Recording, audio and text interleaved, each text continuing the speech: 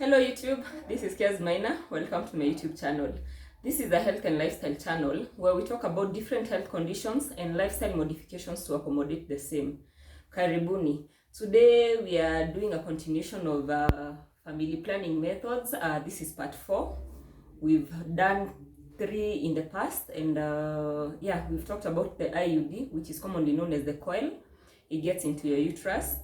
We've talked about the implant that goes under the skin of your inner arm, and we've talked about the pill, COC zenye tunameza kila siku. Now today we are talking about Depo. Depo is the 3-month injection that is injected into your outer arm on the deltoid region. And it's an injection. Remember the other one we said it's a tiny rod that goes under the skin, and you can feel it actually. But this one is an injection. Ni dawa yenye inadungwa ndani and it is left inside. So it just diffuses into your body through from the muscle, okay? That is what Depo is, and it is a hormonal method of family planning. It contains a derivative of progesterone, which is a hormone produced by the ovaries in our body. This causes a discrepancy or a change in a spike in the progesterone aspect or hormone in the body, and causing a hormonal imbalance. And from there I'll go into how it works, because it's very closely related or closely knit, and it works by preventing ovulation. It causes the ovary not to release an egg, and if there is no egg released, there is no way one can get pregnant, because that means there is no ovulation. It also works by causing the uterine wall, the endometrial lining or inner lining of the uterine wall to thin. And if it's thin, it makes it impossible for implantation to occur. So even if ovulation ends up happening and fertilization happens, it causes it makes it impossible for the fertilized egg to implant. So yes, that's how it works, and it's a 3-month injection, meaning it is given once every 3 months or once every 3 weeks.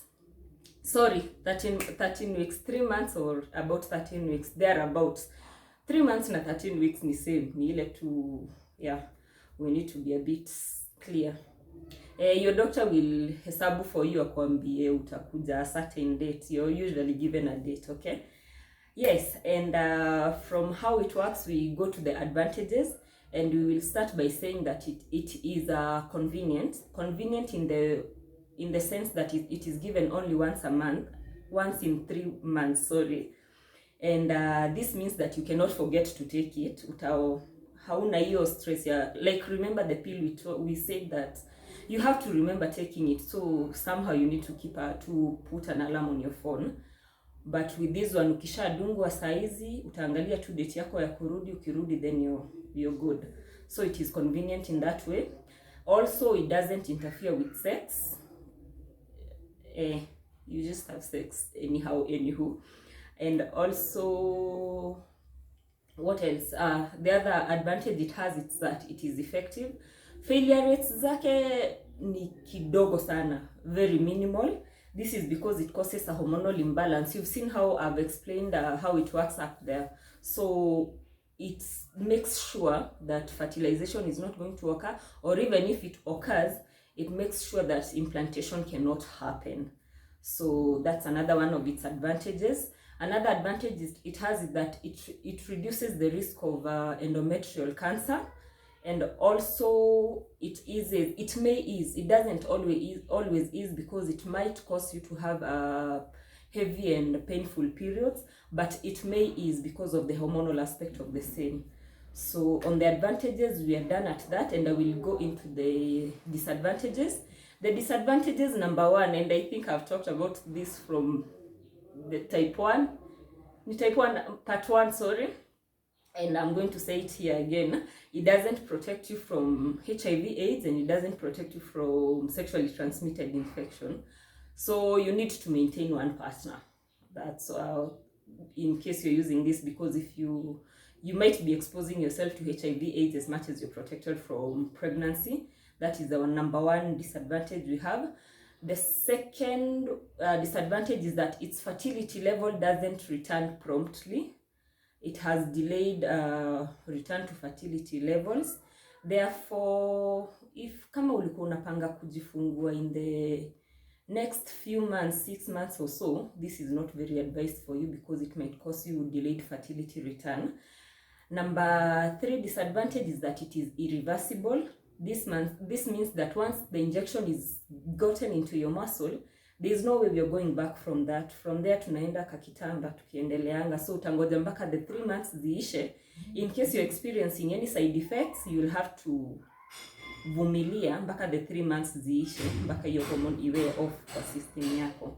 So it is not reversible, and even if you change your mind, there is nothing we can do about it. Hizi zingine kumbuka tulisema we can check your IUD ama we can remove this kama ni pill una discontinue kumeza.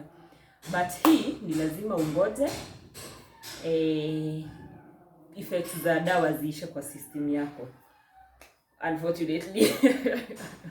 So yeah, another disadvantage it has is that onset of action see immediately. Remember something like the coil we said, once you've installed it, it is active from that point. Lakini this one, it takes between 4 to 7 days, just like the implant we talked about. It takes between 4 to 7 days before enough progesterone is released into your system yenye itakuwa sasa latent ikiku protect. So in the first week you will need to have another sort of form of family planning so that you allow your Depo to start being effective. You understand? Yes, so we are done with the disadvantages, and I will go into the side effects. Side effects, I'll start with weight changes. It may cause weight gain and it might cause weight loss. For most people it causes weight gain, but for some people inaweza sababisha weight loss because of the hormonal change and the hormonal imbalance that it has brought about.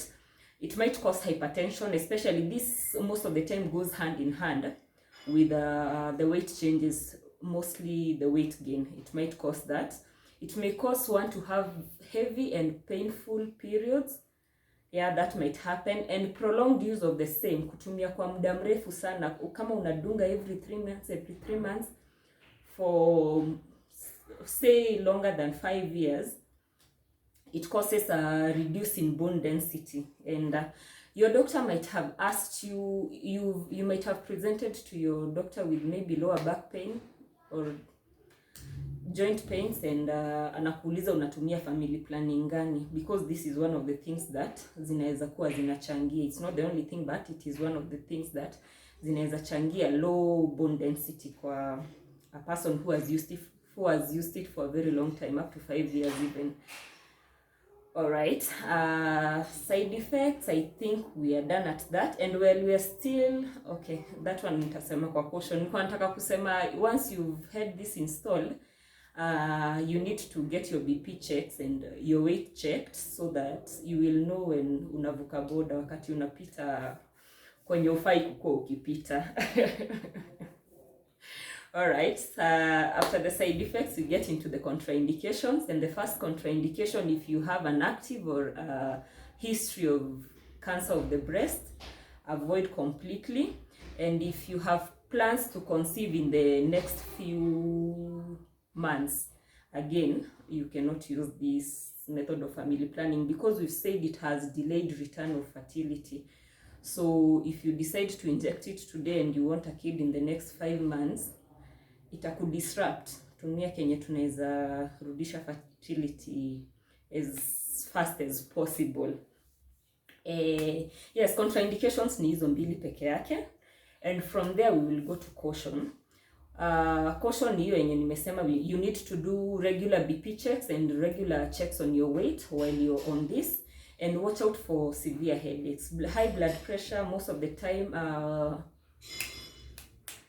time presents with severe headaches. So, or even if you just experience a headache and it's becoming recurrent and it's becoming inakuja mara mingi, get your blood pressure checked, even if you're not feeling any other problem, so that ikuwe controlled. Remember, unfortunately, we said we cannot reverse this method of family planning, so you'll have to be put on drugs to control your hypertension until the effects of the drug wear off.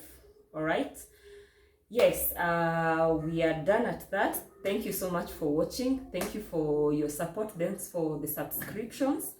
Thank you for watching that series, and if you've not watched, go back and watch the previous 3 videos. In fact, just go back and browse kuna videos kadha and you might learn 1 or 2 things. Yes, see you next time. Yeah, bye.